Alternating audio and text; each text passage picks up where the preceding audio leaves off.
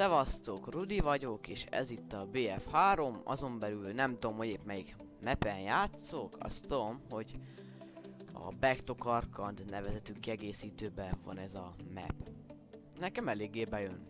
Azt hiszem eddig nem is játszottam ezen a mappen. A kezemben egy ACV kötőjel R nevezetű fegyvert láthattok. Na, ne tolj már, mi ez? Bugzódok. Ugye a kezemben egy ACV kötője R nevezetű fegyvert láthattok, én simán ACVR-nek hívom. Szerintem elég jó. Ugye láthatok rajta egy Reflex RDS-t, meg egy Laser Sight-ot. A Laser Sight ugye pontosabb lesz a fegyver. Ez itt egy MP412 Rex, még kimegyek a fényre, hogy jobban lássátok. Ugye 6 lőszer per tár, és hogyha úgy hastályokra lősz, akkor így, akkor ugye 2 lövésből kivisz egy embert, fejtájékra, akkor meg egyből. Szerintem tök jó. Nekem nagyon tetszik ez a kis revolver. Ez ugye egy Javelin rakéta, ezzel az összes földi járművet be tudom mérni. Ki esetleg még nem nagyon ismeri a játékot, szinte mindenki ismeri mondjuk. Aj, így. Annak elmondom, hogy a játék az 2011-es, és a DICE fejlesztette. Én most low grafikán játszok annak érdekében, hogy ne nagyon lagoljon a videó, bár szerintem, mivel kb. 5-ödjére veszem újra a videót, és most megpróbáltam legjobb beállításokat beállítani, hogy ne laggoljon, ezért most talán nem fog annyira laggolni, csak egy kicsikét. De nem tudom, a laggol előre is, sorry.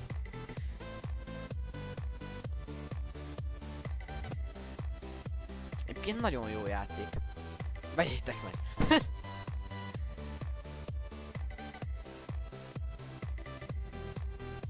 Én sajnos olyan idióta voltam, hogy nem a prémiumot vettem meg, ami ugye kevesebb, mint 2-szer annyi, mint maga a sima játék.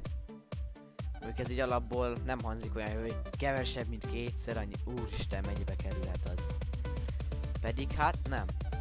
Ezt én fél éve 6000-ért vettem meg a simát. Haverom ugyanakkor vette meg a prémiumot, és mondta nekem, hogy ő jön 11 000-ért.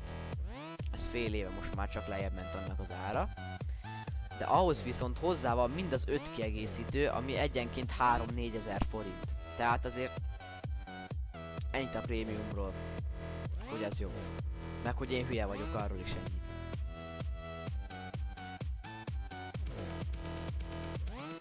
Na, meg is van egy Forage kiegészítő.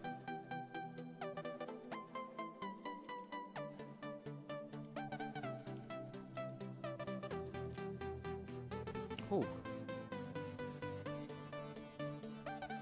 Na, most 4 embert azt hiszem itt sorjába kilőttem. Abból 3-at ezzel, vagy 2-t ezzel a kis műtyűrrel. Jó, már nincs itt senki. Jó. Már nem zavar meg senki. Dick, te hogy kerülsz ide? Csak a rógyást én akarom elfoglalni. Ott is egy tank. Na, gyerünk. Aj, ne. Bekapcsolta az elhárítóját.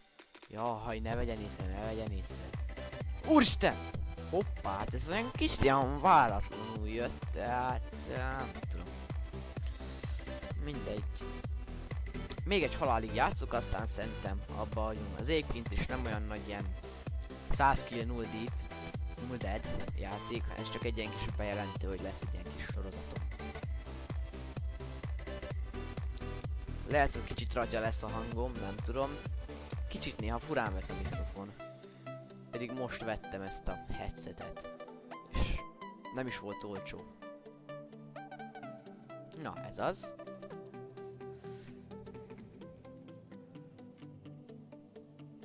Ezeket az életben nem fogom kilőni.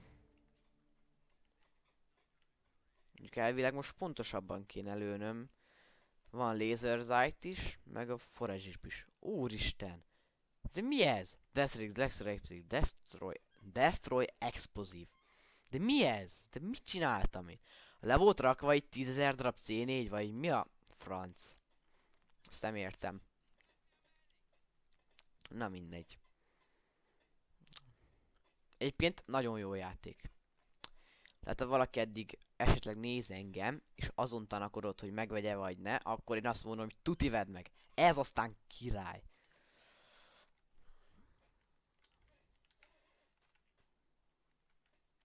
Most elmondom, hogy milyen PC-m van. Ez ilyen... Nincs olyan nagyon jó PC-m, de azért szerintem megfelel az ilyen játékokra. Na szóval a processzor egy Intel Core i3 3220T, 2 mag és 2,80 GHz. Hoppá, most megöltek. Az úgy magába, nem tudom, gondolkoztam, hogy új processzort veszek, de még nem tudom, még eldöntöm. Videókártya az GeForce GT 640, abból biztos akarok újat venni, mert az nem olyan jó. 2 GB-os, de nem annyira jó. Bár azért ezt a játékot médiumon viszi. Még high-on is elviszi, csak úgy már kevesebb az FPS. RAM az 8 GB, 2x4, az alaplap, meg mindjárt mondom, 1 GB, Ultra Durable 3. Nagyjából ennyi a PC-m. Ennyi. Na. Na akkor, császtok, Rudi voltam.